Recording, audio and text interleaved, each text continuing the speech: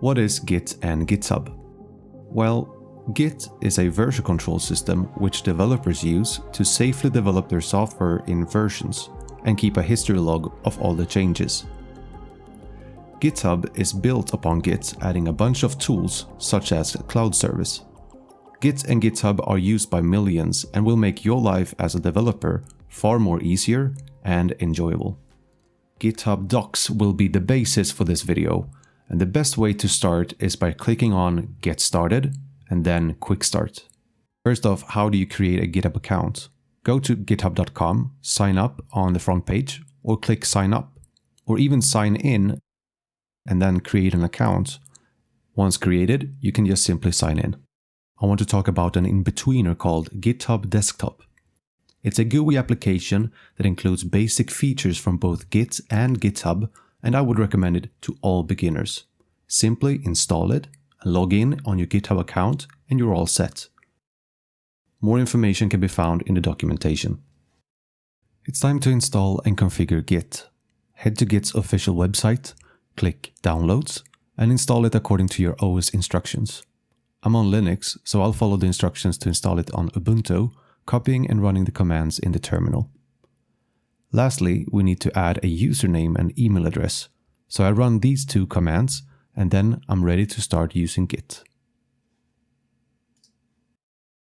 Now some basic Git commands. Git status gives us the status of the project. Git add will add some files to the next commit. You can specify some files, or you can just write dot for all.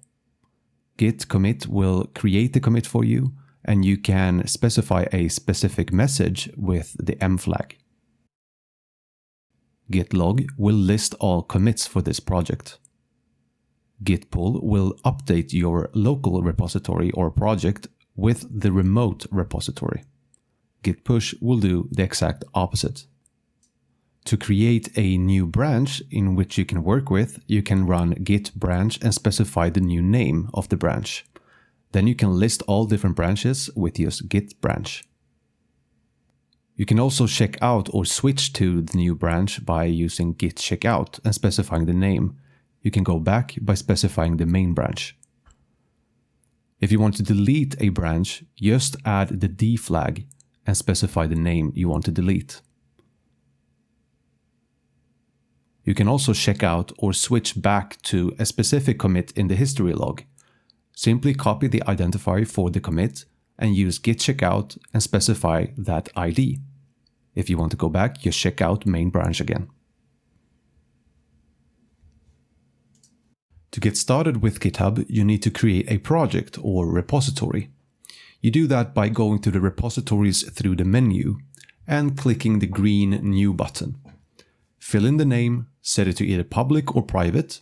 Optionally, add a README file and click Create. How do you create a repository in Git? Use the git init command and specify the name of the project you want to create. Git will create a folder with that name and initialize Git for you. If you already have a project, let's say my project, you can just cd into it or go to that folder and type out git init, and it will add Git to that pre-existing project. Now with that done, how do I upload my Git repo to GitHub? Let's say I have a Git repository named repo to connect, and I have added a README file with some basic text. What I do is copying the name of the repository, and on GitHub I create a new repository like before with the same name, but I'm making sure to not add any files. I can then follow the instructions in the bottom and run the commands to connect and push, or upload, the content of my Git repository to GitHub. And then on refresh, it's all there.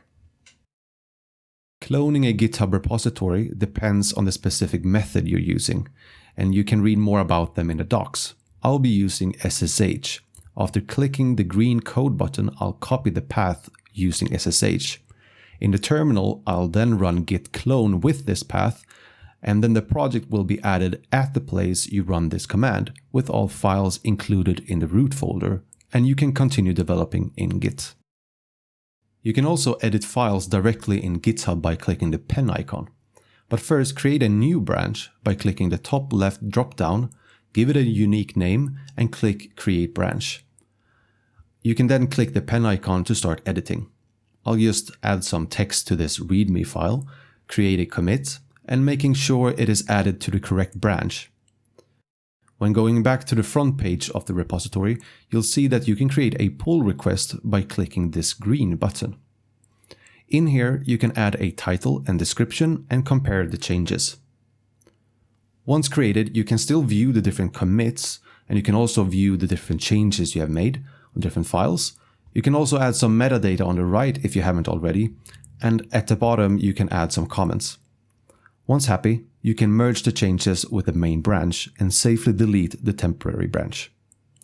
Back on the front page, while viewing the main branch, you can see that the changes are added. With git pull, we can now update our local Git repository, and as you can see, the changes are visible here as well. Now when you know the basics, you can use the Explore page on GitHub to find repositories or projects that you're interested in using or even contributing to. Let's for example use the search field to find a Godot engine repository. If you want to use it, simply download it. But to contribute, let's instead fork it to get our own version of the repository, which you then can modify and later create a pull request to suggest merging your changes to the main Godot engine. As an example, I'll just edit a README file of this forked version, and after committing those changes, you can see that they are in fact added. And as a second step, I could later create a pull request to the main repository to ask if my changes could be applied. Thank you so much for watching. Let me know in the comments below what you thought about it. If you liked it, please give it a thumbs up and subscribe to get notified when the next video comes out. And until then, take care.